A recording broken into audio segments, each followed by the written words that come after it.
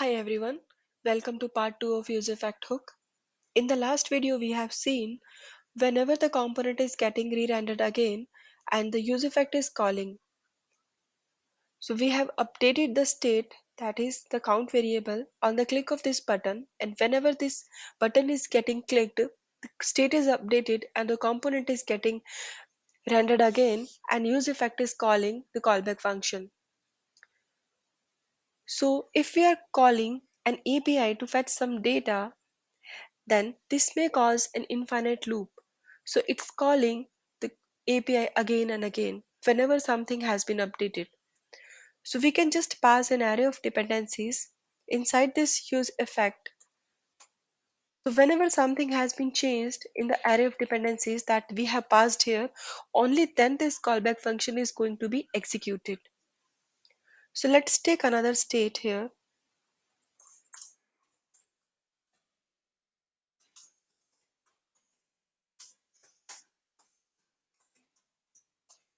Let's take a message and let's add an input box.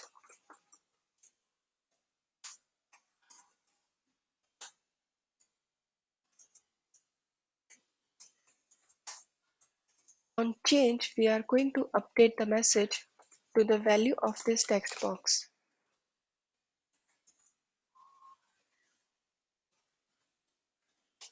Let's print this message here as well. Now, whenever the message is going to be updated, our state is updated, our component is getting re-rendered, and then we can pass this as a array of dependency. If we want to call this function, only the message is getting updated. So we can pass in this way.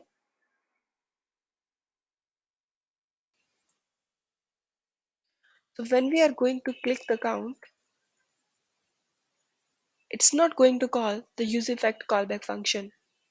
And when we updated the text here, it's going to call the useEffect callback function. So in this way, we can pass the array of dependencies. Whenever something has been changed in this passed array, only then this callback function is going to be executed. Let's try to update this to count. Now, if we are updating the count, then useEffect is getting called. And on messaging update, it's not getting called. So in this way, we can manage the array of dependencies inside useEffect callback function. There is another scenario. Suppose we have to execute something when the component mounted for the first time. Similar like component did mount in the class component.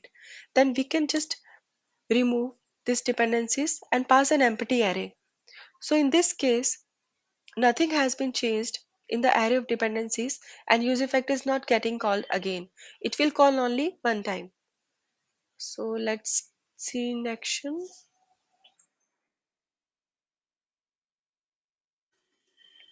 If you see, when the component is mounted for the first time, useEffect is called.